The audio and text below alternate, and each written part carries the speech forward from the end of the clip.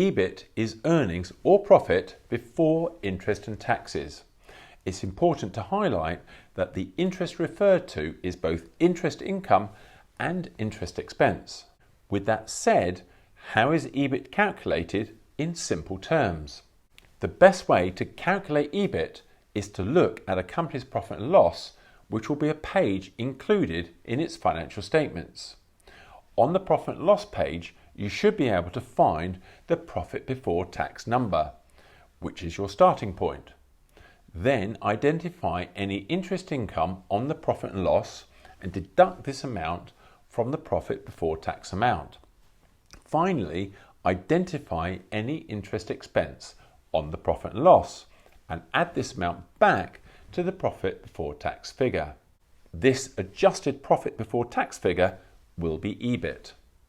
Another way to approach calculating EBIT is to start with total sales and then deduct cost of goods sold, which gives you gross profit, and then deduct all business expenses except interest paid from this number and add back any other income the business has, except for interest income, and this gives you EBIT too. Now you understand how to calculate EBIT, you may wonder why EBIT is important and what it's used for.